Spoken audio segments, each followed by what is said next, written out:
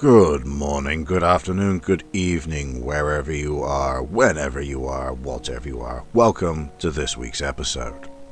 This week we're looking at Project Monarch. This will be a brief summary with some background information and further reading for those of you who are interested.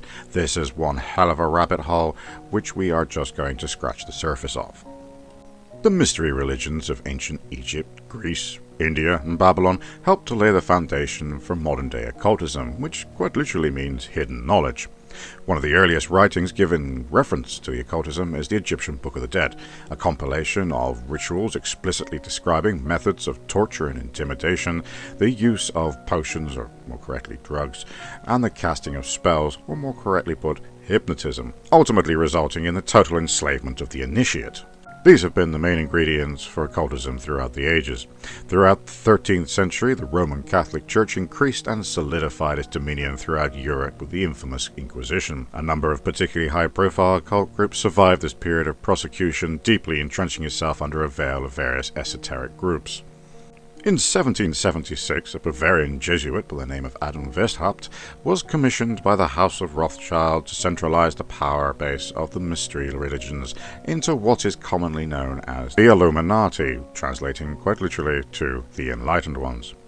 This was an amalgamation of powerful occult bloodline secret societies of the elite and influential Masonic fraternities with the desire to construct a framework for a new world order. The outward goal of this utopia was to bring forth universal happiness to the human race. However, their underlying intentions was to gradually increase control over the masses, thus become masters of the planet. By the 19th century, Great Britain and Germany were recognized as the primary geographic areas of Illuminati control. It then should be of little surprise to know that the first work in behavioral science research was established in England in 1882, while much of the early medical and psychiatric techniques involved in mind control were pioneered at the Kaiser Wilhelm Institute in Germany. The Tavistock Institute of Human Relations was set up in London in 1921 to study the breaking point of humans. Kurt Lewin, a German psychologist, became the director of the Tavistock Institute in 1932. About the same time, Nazi Germany was increasing its research into neuropsychology, parapsychology, and multi-generational occultism. Interestingly, a progressive exchange of scientific ideas was taking place between England and Germany, most notably in the field of eugenics, the movement devoted to improving the human species through the control of hereditary factors in mating. The nefariously enigmatic union between the two countries was bonded partly through the Order of the Golden Dawn, a secret society which consisted of many high-ranking officials in both the Nazi Party and British aristocracy. Top SS Nazi officer Heinrich Himmler was in charge of a scientific project called Liebesbrunn, which included the selective breeding and adoption of children, a particularly large number of twins amongst them. The purpose of the program was to create a super race who would have total allegiance to the cause of the newly emerging New World Order. Much of the preliminary experimentation concerning genetic engineering and behavior modification was conducted by Dr. Joseph Mengele at Auschwitz, where he coldly analyzed the effect of trauma bonding, eye coloring, and twinning upon his victims. Beside the insidious surgical experimentation performed at the concentration camp, some of the children were subjected to massive amounts of electroshock, and sadly many of them did not survive the brutality. Brainwashing was carried out at inmates at Dachau, who were placed under hypnosis and given the hallucinogenic drug mescaline. During the war, parallel behavioral research was led by Dr. George Estabrook at Colgate University. His involvement with the Army, CID, FBI, and other agencies remains shrouded in secrecy. However, Estabrook would occasionally slip and discuss his work involving the creation of hypno-programmed couriers and hypnotically induced split personalities. It was mentioned numerous times at the Nuremberg trials that the Germans were taking their cue from the Americans in both research and political fields. After World War II, the U.S. Department of Defense secretly imported many top German Nazi and Italian fascist scientists and spies into the United States via South America and the Vatican. The codename for this operation was Project Paperclip. One of the more prominent finds for the U.S. was German General Reinhard Gehlen, Hitler's chief of intelligence against Russia. Upon arriving in Washington, D.C. in 1945, Galen met extensively with President Truman, General William Wild Bill Donovan, Director of the Office of Strategic Services, and Allen Dulles, who would later become a stalwart head of the CIA. The object of their brainstorming sessions was to reorganize the nominal American intelligence operation, transforming it into a highly efficient, covert organization. The culmination of their efforts produced the Central Intelligence Group in 1946, renamed the Central Intelligence Agency CIA in 1947. Reinhard Gehlen also had a profound influence in helping create the National Security Council, from which the National Security Act of 1947 was derived. This particular piece of legislation was implemented to protect an unconscionable number of illegal government activities, including clandestine mind control programs. With the CIA and National Security Council firmly established, the first in a series of covert brainwashing programs was initiated by the Navy in the autumn of 1947. Project Chatter was developed in response to the Soviet successes through the use of truth drugs. This rationale, however, was simply a cover story if the program were to be exposed. The research focused on the identification and testing of such drugs for use in interrogations and the recruitment of agents. The project was officially terminated in 1953. The CIA decided to expand their efforts into the area of behavioral modification with the advent of Project Bluebird, approved by Director Allen Dulles in 1950. Its objectives were to 1. Discover a means of conditioning personnel to prevent unauthorized extraction of information from them by known means. 2. Investigate the possibility of control of an individual by application of special interrogation techniques. 3. Investigate memory enhancement.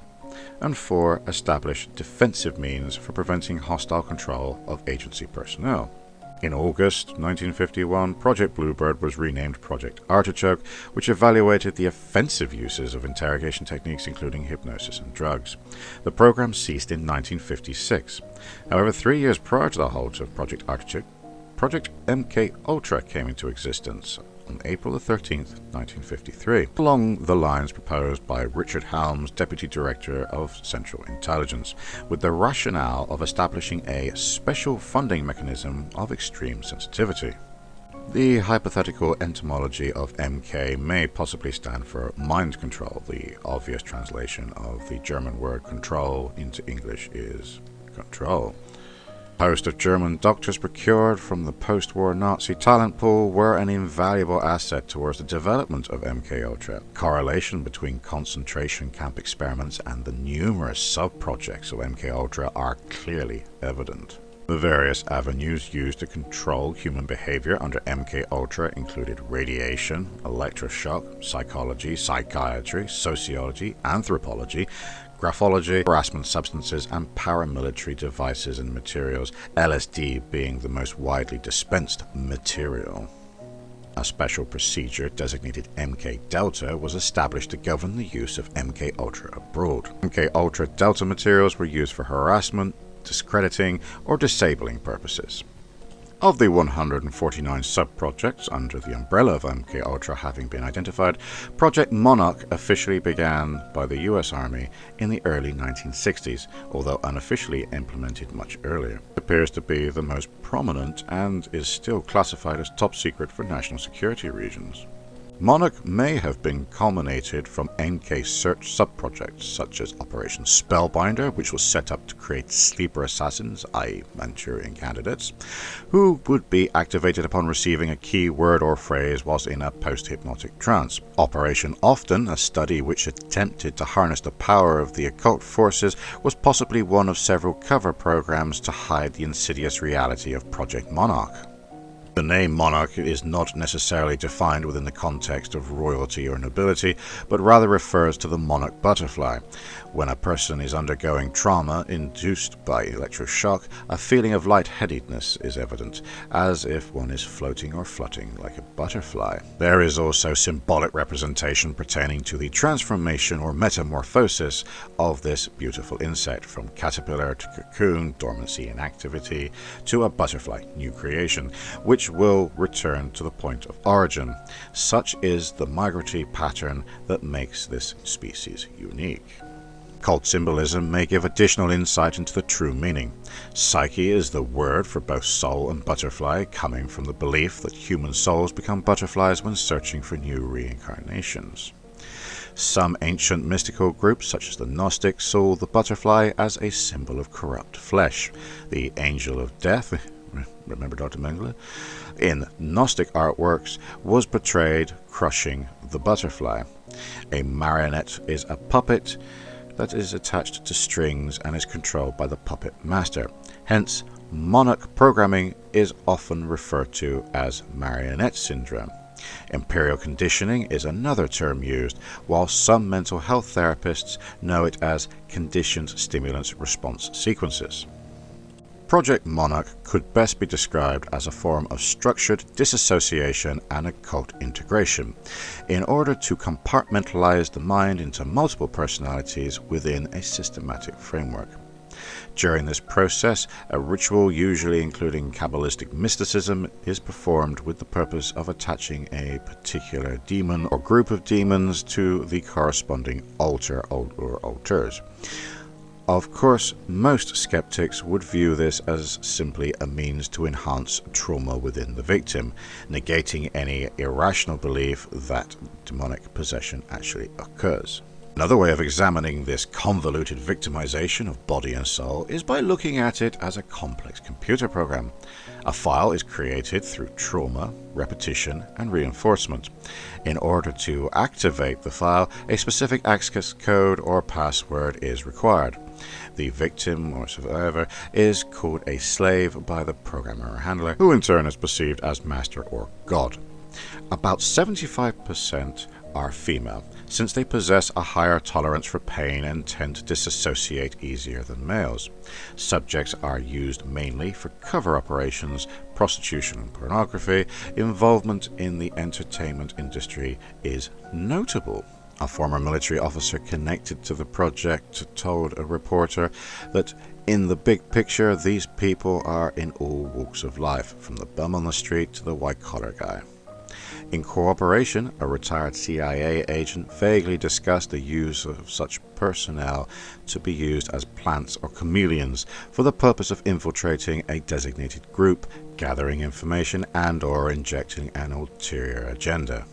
There are an inordinate number of altars in the Monarch Survivor, with numerous backup programs, mirrors, and shadows. A division of light side and dark side altars are interwoven into the mind and rotate on an axis. One of the main internal structures, of which there are many, within the system is shaped like a double helix consisting of 7 levels. Each system has an internal programmer which oversees the gatekeeper who grant or deny entry into the different rooms. A few of the internal images predominantly seen by the survivors are trees, the Kabbalistic tree of life, with adjoining root systems, infinity loops, ancient symbols and letters, spider webs, mirrors or glass-shattering masks, castles, mazes, demons, monsters, aliens, seashells, butterflies, snakes, ribbons, bows, flowers, hourglasses, clocks, robots, chain of command diagrams, and/or schematics of computer board circuitry.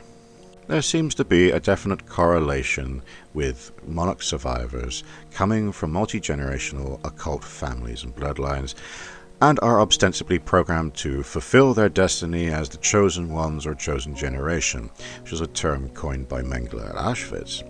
Some are adopted out to families of similar origins. Others used in this neurological nightmare are deemed as the expendable ones, namely non-bloodliners, usually coming from orphanages, foster care homes, or incestuous families with a long history of pedophilia. There also appears to be a pattern of family members affiliated with government or military intelligence agencies. Many of the abused come from families who use Catholicism, Mormonism, or charismatic Christianity as a front for their abominable activities, although other religious groups are also involved. Monarch survivors generally respond more readily to a rigid, religious, dogmatic, legalistic, hierarchical structure because it parallels their base programming. Authority usually goes unchallenged, as their will has been usurped through subjective and command-orientated conditioning. Physical identification characteristics on the survivors often include multiple electrical, prod scars and or resultant moles on their skins. A few may have had various parts of their bodies mutilated by knives, branding irons or needles. Butterfly or occult tattoos are also common. Generally, bloodlines are less likely to have the subsequent markings, as their skin is to remain pure and unblemished. The ultimate purpose of this sophisticated manipulation of these individuals may sound unrealistic, depending on our interpretive understanding of the physical and spiritual realms. The deepest and darkest altars within the bloodliners are purported to be dormant until the Antichrist is revealed. These New World Order altars supposedly contain callback orders and instructions to train and or initiate a large influx of people, possibly clones or soulless ones, thereby stimulating social control programs into the new millennium. Non-biological twinning is yet another bizarre feature observed within Monarch programming. For instance, two young non-related children would be ceremoniously initiated into a magical soul bonding ritual so that they might be inseparably paired for all eternity, possibly another Mengele connection there. They essentially share two halves of the programmed information, making them interdependent upon each other. Paranormal phenomena such as astral projection, telepathy, ESP, etc. appear to be more pronounced between those who have undergone this process. A number of levels of Monarch programming have been identified. Level Alpha, regarded as general or regular programming within the base control personality, characterized by extremely pronounced memory retention, along with substantially increased physical strength and visual acuity. Alpha programming is accomplished through deliberately subdividing the victim's personality, which in essence causes a left brain-right brain division, allowing for programmed union of left and right through neural pathway stimulation. Beta level, referred to as sexual programming. This programming eliminates all learned moral convictions and stimulates the primitive sexual instincts, devoid of inhibition. Cat altars may come out at this level. Delta level. This is known as killer programming, originally developed for training special agents or elite soldiers such as Delta Force, 1st Earth Battalion, Mossad, etc. in covert operations. Optimal adrenal output and controlled aggression is evident. Subjects are devoid of fear, very systematic in carrying out their assignments. Self-destructive or suicide instructions are layered at this level. Theta level, considered to be the psychic programming. Bloodliners, those coming from multi-generational occult families, were determined to exhibit a greater propensity for having telepathic abilities than did non-bloodliners. Due to its evident limitations, however, various forms of electronic mind control systems were developed and introduced, namely biomedical human telemetry devices, i.e. brain implants, directed energy lasers using microwaves and or other electromagnetics, and it is reported these are used in conjunction with highly advanced computers and sophisticated satellite tracking. Omega level, a self-destruct form of programming also known as Code Green. The corresponding behaviors include suicidal tendencies and or self-mutilation. This program is generally activated when the Monarch survivor begins therapy or interrogation and too much memory is being recovered. Gamma level. Another form of system protection is through deception programming, which elicits misinformation and misdirection. This level is intertwined with demonology and tends to regenerate itself at a later time if inappropriately deactivated. The initial process of conditioning begins with creating disassociation within the subject, usually occurring from the time of birth to about 6 years of age. This is primarily achieved through the use of electroshock, and it is at times performed even when the child is in the mother's womb. Due to the severe trauma induced through electric shock, sexual abuse, and other methods, the mind splits off into alternate personalities from the core. Formerly referred to as multiple personality disorder, it is presently recognized as dissociative identity disorder and is the basis for Monarch programming. Further conditioning of the victim's mind is enhanced through hypnotism, double-blind coercion, pleasure plane reversal, food, water, sleep and sensory deprivation, along with various drugs which can alter certain cerebral functions. The next stage is to embed and compress detailed commands or messages within the specified alter. This is achieved through the use of high-tech headsets in conjunction with computer-driven generators which emit inaudible sound waves or harmonics that affect the RNA covering of neural pathways to the subconscious and the unconscious mind.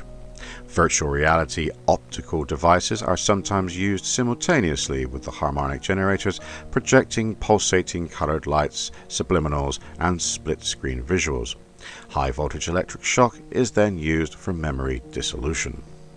This programming is updated periodically and reinforced through visual, auditory, and written mediums. Some of the first programming themes included Wizard of Oz and Alice in Wonderland, both heavily saturated with occult symbolism. Many of the recent Disney movies and cartoons are used in a twofold manner, desensitizing the majority of the population using subliminals and neuro-linguistic programming, and deliberately constructing specific triggers and keys for the base programming of highly impressionable monarch children. A cited example of how the subliminal programming works is by looking at Disney's Pocahontas, curiously billed as their 33rd, which also happens to be the highest degree in Scottish Rite Freemasonry, animated movie. In the movie, Grandmother Willow is a mystical 400-year-old tree who counsels the motherless Pocahontas to listen to her heart and help her realize the answer within. Grandmother Willow is constantly using doublespeak and using reversals, i.e. sometimes the right path is not the easiest one. The esoteric derivative being the left path, the path that leads to destruction, is the easiest one. In Illuminati-structured MPD systems, the willow tree represents the occult power of Druidism. The intrinsic imagery of the tree's branches, leaves, and root systems are very significant, as some of the dark spiritual properties associated with the willow tree programming are: the branches are used to whip victims in rituals for cleansing purposes. A willow tree can endure severe weather disturbances like storms and is known for its pliability and flexibility. Survivors of the programming describe the willow branches wrapping around them with no hope of escape. There is also the deep root system of the willow tree, making the victims feel as if they are falling deeper and deeper into an abyss whilst in a hypnotic trance. Music plays an instrumental role in programming, through a combination of variable tones, rhythms, and words. It is said Stephen King's numerous novels and subsequent movies, purported by credible sources, to be used for such villainous purposes. One of his books, Insomnia, features a picture of King with the trigger phrase, "We never sleep," indicative of someone with MPD, DID, below an all-seeing eye. A partial list of other mediums used to reinforce programming are Pinocchio, Sleeping Beauty, Snow White, Beauty and the Beast, Aladdin, The Little Mermaid, The Lion King, E.T., Star Wars, Ghostbusters, Transformers 2, Batman, Bewitched, Fantasy Island, Reboot, Tiny Toons, DuckTales, The Dead Sea Scrolls, and The Tale Book of Make-Believe. Few movies which depict or portray some aspects of monarch programming are Hellraiser 3, Raising Cain, Labyrinth, Telephone, Johnny Mnemonic, Point of No Return, The Lawnmower Man, and Closest Land. It's difficult to figure out who the original programmer of this project was due to the substantial amount of disinformation and cross-contamination propagated by the powers that be. The two that went by the color-coded names of Dr. Green are a Jewish doctor named Dr. Glublam, who supposedly collaborated with the Nazis during World War II, and Dr. Joseph Mengele, whose trademark of cold-blooded and calculated brutality has not only scarred the souls of survivors of Auschwitz, but also a countless number of victims throughout the world. Mengele's direct involvement with the infamous Auschwitz concentration camp was suspiciously downplayed during the Nuremberg trials, and consequently no intensified efforts by the US and its allies were directed towards his capture. His unprecedented research at the expense of thousands of lives undoubtedly was a significant bonus to the US interest. Besides using the pseudonym of Dr. Green, survivors knew him as Vaterchen, Daddy, Schroeder Joseph, Beautiful Joseph, David, and Fairchild. A gracefully handsome man of slight stature, Mengele would disarm people with his gentle demeanour, whilst at other times he would explode into violent rages. Other characteristics remembered by survivors were the cadence of his shiny black boots as he paced back and forth and his I love you not Daisy game. When he pulled off the last daisy petal, he would maliciously torture and kill a small child in front of the others he was programming. Distraught survivors also recall being thrown naked into cages with monkeys who were trained to viciously abuse them. Evidently, Mengele enjoyed reducing people to the level of animals. He also would purportedly restrain his victims from crying, screaming, or showing any excess emotion. Dr. D. Ewan Cameron, also known as Dr. White, was the former head of the Canadian, American, and World Psychiatric Associations. Because of Cameron's extensive experience and credentials, the CIA's Alan Dulles funneled millions of dollars throughout organizations like the Society for the Investigation of Human Ecology, which Cameron ruthlessly presided over. Experimentations were conducted at several locations in Montreal, most of all at McGill University and St. Mary's Hospital and Allen Memorial Institute.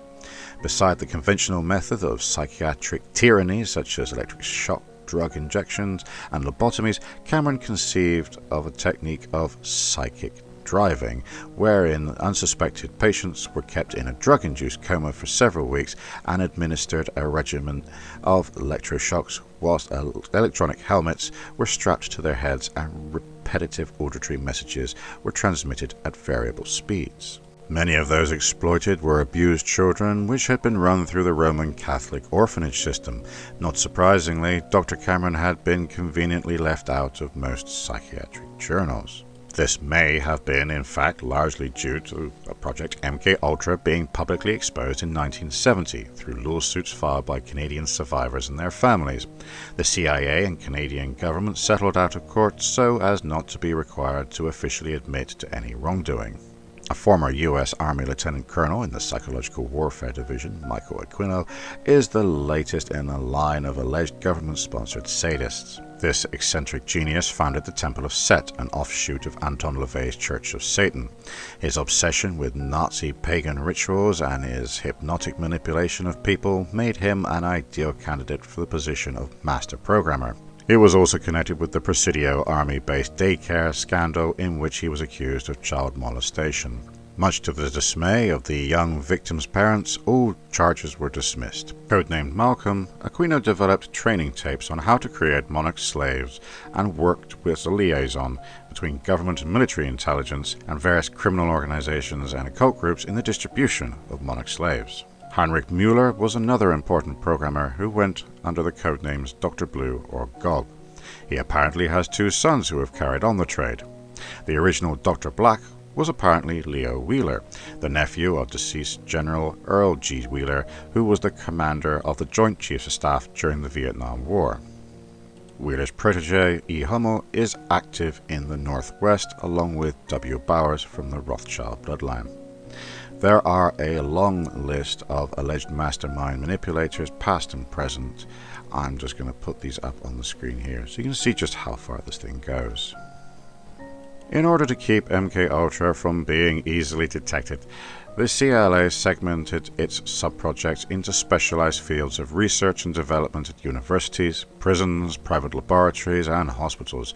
Of course, they were rewarded generously with government grants and miscellaneous funding.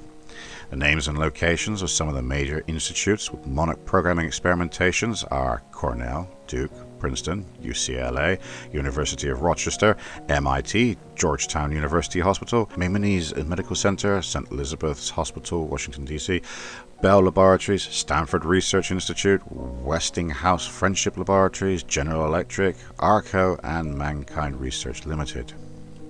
The final product was or is usually created on military installations and bases where maximum security is required. Referred to as programming or reprogramming centers or near-death trauma centers, the most heavily identified are Chena Lake Naval Weapons Center, the Presidio, Fort Detrick, Fort Campbell, Fort Lewis, Fort Hood, Redstone Arsenal, and a large number of Air Force bases including Offutt, Patrick, McClellan, Kirkland, Nellis, Homestead, Grissom, Maxwell, and Tinker. Other places recognized as major programming sites are Langley Research Center, the Los Alamos National Laboratory, Tavistock Institute, and areas in or by Mount Shasta, California, Lampe, Missouri, and Las Vegas, Nevada. For those of you who are interested in the sources and further reading, I shall include them in the description, as well as some of them listed here on screen now. The most incriminating statement to date made by a government official as to the existence of Project Monarch was extracted by Anton Chachkin, a writer for the publication The New Federalist. When former CIA Director William Colby was asked directly, "What about Monarch?" he replied angrily and ambiguously, "We stopped that between the late 1960s and the early 1970s. Suffice to say that society, in its apparent state of cognitive dissidence, is generally in denial of the overwhelming evidence of this multifarious conspiracy. Numerous victims and survivors of Project Monarch are in desperate need of help. However, the great majority of people are too preoccupied with themselves to show any genuine compassion towards these severely wounded individuals. Apathy has taken over the minds of the masses who choose to exist within the comforts of this world. Reality has thus become obscured by relativism and selfishness. Although there has been some progress in deprogramming and reintegrating therapies, a much greater problem needs to be rectified." And with that, we bring this week's episode to a close. I hope you found it interesting and that you stuck through to the end here. And if you did, why don't you give this a thumbs up, subscribe, click the little button to make sure you never miss another episode. And given that this is topic matter that YouTube algorithm hates, why don't you go over to Patreon and help us by sponsoring us there. That leaves me just to say thank you very much. Good day, good night, wherever, whenever, whatever you are, and I hope that you'll join me for the next episode. Goodbye.